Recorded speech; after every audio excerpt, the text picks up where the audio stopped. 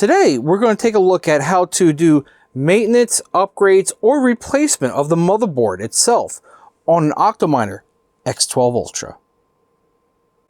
So on the X12 ULTRA, from here over is actually the motherboard. From here all the way over, this is the expansion backplane. We're going to be messing with just the motherboard today, which has your CPU, your memory on it, a BIOS battery if you add it on, as well as on the back of the motherboard, you get two PS2 ports for keyboard and mouse, HDMI video, 15-pin VGA video, two USB 2.0 ports, two USB 3.0 ports, and gigabit Ethernet. Now, to gain main access to the motherboard, we need to get the power supply cage and everything out of the way. So first things first, let's remove these two power supplies and get them out of the way. Depress down, pull out.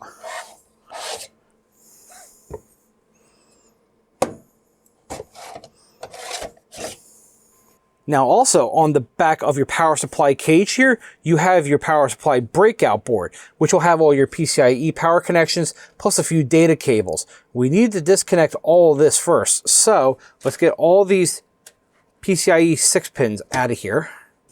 You also have a 4-pin I2C cable, which runs back to your fan controller. We need to disconnect that. You also have a 6-pin data cable that's running from the power supply backplane down to the motherboard. Let's disconnect that as well.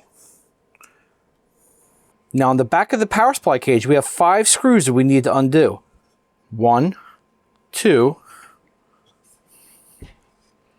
3, 4, and 5.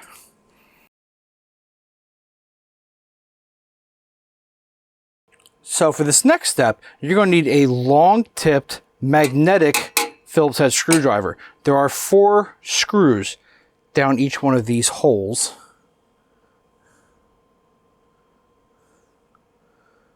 Such as that. Let's go ahead and remove those 4 screws.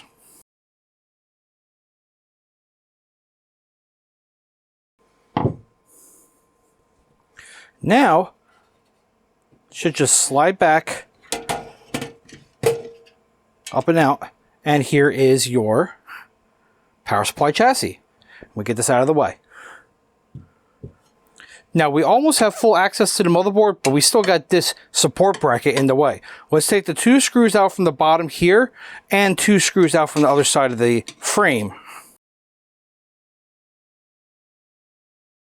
You can see the bracket now easily gets out of the way. So what we need to do now is disconnect all the extra cables that are down this side of the motherboard, starting with our 2 PCIe 6-pin powers right here. Now right here is your SATA data and power connection for your SSD, which sticks out the front of the case. Simply push in the retaining pin on the right cable, comes right out, and gently pull up on the 4-pin power for your SSD. Next, you have your 6-pin data cable that ran to the back plane of your PSU. We can pull that out and get that out of the way. Now we have 2 data cables that run over to our fan controller. Simply press on the top, pull back a little bit, and they will release. Next step is to remove the 6 screws that are retaining and holding down the motherboard. 1, 2, 3, 4, 5 back here, and 6 over here.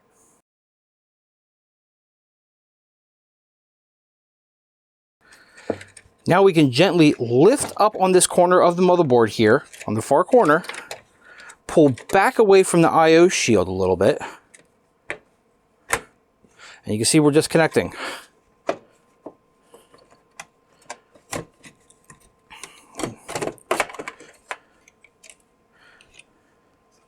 And out comes your X12 ULTRA motherboard.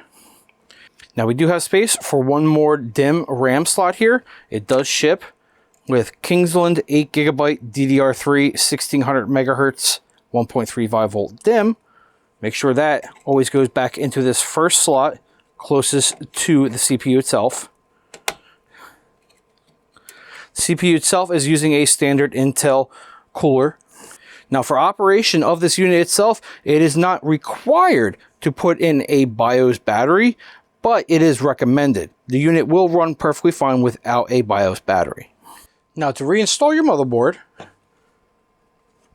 make sure you have your expansion connector on the same side. Remember that your one sensor wire runs underneath. Your rear sensor runs underneath the motherboard. Everything else you want to tuck away as you bring it down in here.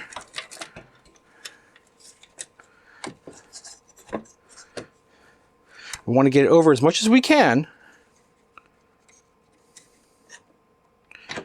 And first try to line up your expansion connector right here.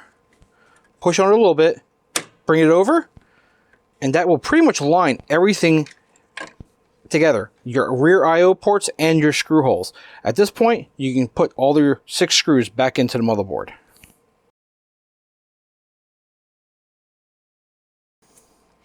Best practice is to put all 6 screws in loosely first.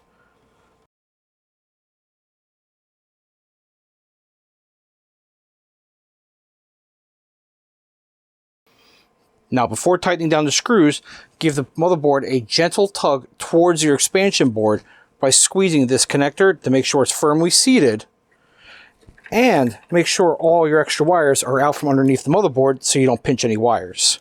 Then start tightening from the back, working your way back to the central connector.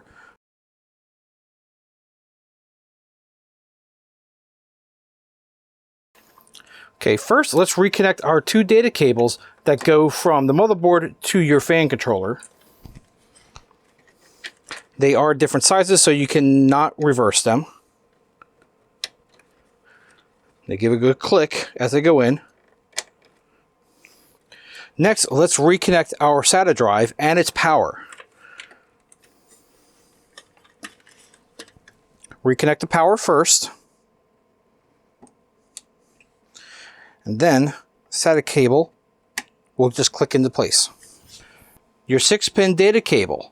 Let's go ahead and plug that in now. Let that hang to the side because this goes to the power supply breakout.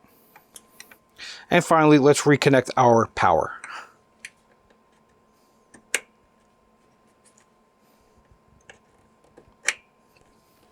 Let's reinstall the back bracket.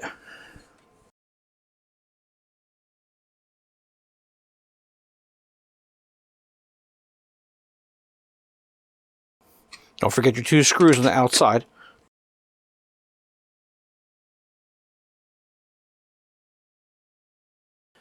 Now we can bring the power supply cage back over. Simply drop straight down in and let it rest on this bracket and your main bracket. And push back. Make sure no wires are in the way. And align your 4 bottom holes. Again, get all these screws started loosely first.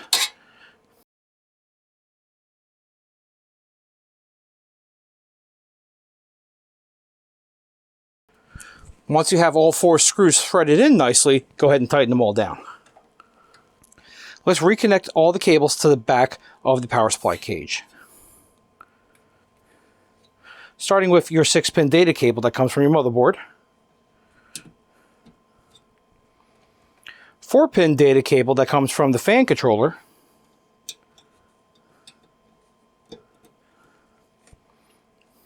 Your 6-pin PCIe power that goes to your fan controller.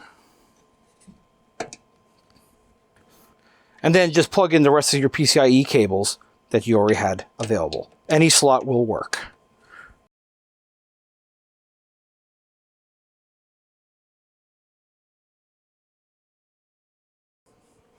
Now with all your wires connected, let's turn it back around and put in the final set of screws and the power supplies themselves.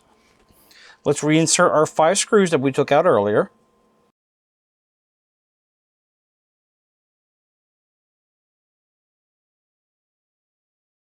And finally, let's reinsert our power supplies. Remember, blue handle goes up top.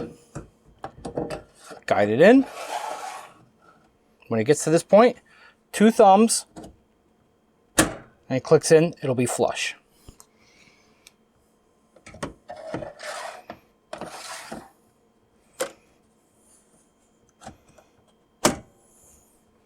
And that is how you service or replace the motherboard on an Octominer X12 ULTRA. It is recommended to have the chassis completely empty. After this, power it up once, test to make sure everything is working correctly, then re-add all your GPUs, continue mining. Thanks for watching.